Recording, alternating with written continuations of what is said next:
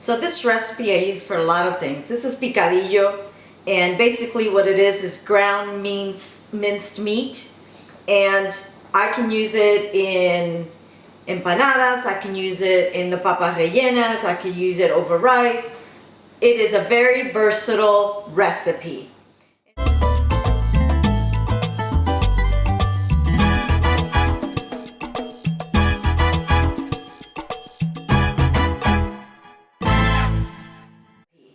And what do we start with? We start with our meat. We're going to go ahead and, depending on how much you need, obviously, you're going to use more or less.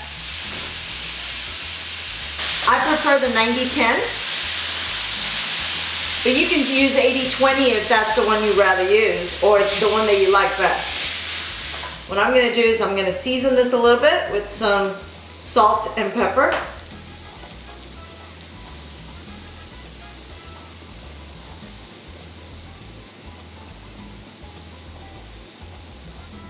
Great. What we're going to do is we're going to cook it until it's halfway done, and then we'll start putting all the vegetables in it. My picadillo is going here. It's getting to the point where I want to add my seasonings. But what I am going to do, I'm going to add a tablespoon of adobo, and you can find my recipe on lizetteinvita.com. And it's a very simple recipe for adobo, but it's very versatile. You can use it on soups, you can use it on meats, you can use it barbecue, I mean just about anything. So now that I'm halfway, you see there's halfway there, I'm gonna make a little space here for my vegetables. And I'm going to start with my onions. I have one large onion, medium to large onion.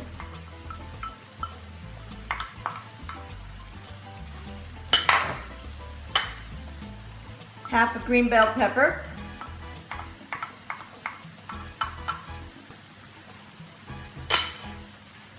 I have one sweet pepper.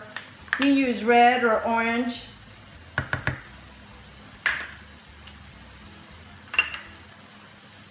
I have 2 cloves of garlic minced.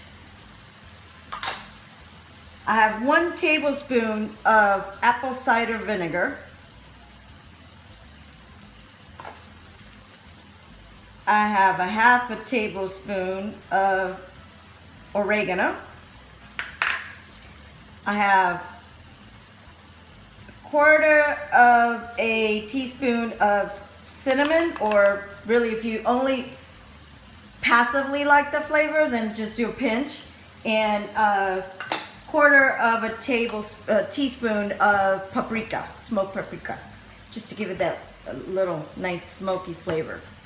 Once all this is sauteing, and it's sauteed and all the vegetables are nice and soft, we are going to move on to our next step. Once you have your vegetables going, I'm going to add 2 tablespoons of tomato paste. I like using the tube because I don't have to worry about the paste going bad in my refrigerator.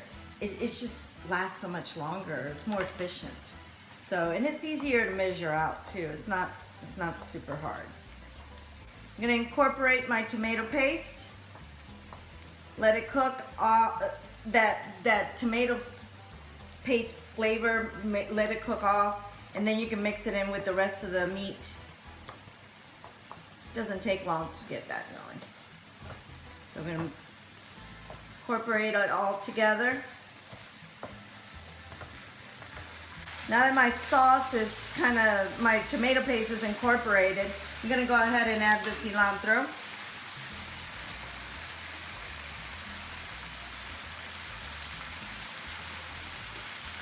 Then I'm going to add my broth. I'm using vegetable broth, but beef broth is preferable, but I use vegetable just because I always have it in the house, and vegetable is more versatile than beef. I mean, I don't want to add beef stock to a chicken plate, so I always have vegetable stock in the house instead.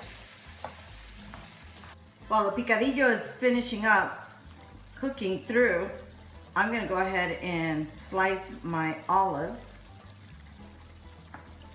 Try to not break them apart. You want them to have the pimento in the middle. It's the pretty part. These are Spanish olives and with pimento, and this is very typical in the picadillo recipe to have Spanish olives with the pimento. You can also put capers. I do not put capers in simply because my family does not care for it.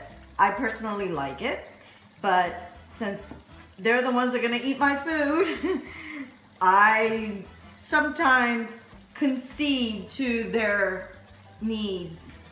So I'm gonna go ahead and add my olives now so the meat can take up some of that flavor. This is almost done. This picadillo turned out beautiful. What I like about picadillo the best is that this recipe is very versatile. You can use it to make empanadas, you can put it over rice, you can use it for pastelón. But if you do use it to make empanadas, make sure you don't use the broth in it because you want it to be more of a dry consistency. But other than that, this is a great recipe to have in your pocket. That's all from me today. I'm Lizette Cruz-Wadko. Please join me next time here on Lizette Invita. Hey guys, don't forget to like this page and follow us on social media and subscribe to my YouTube channel. Bye!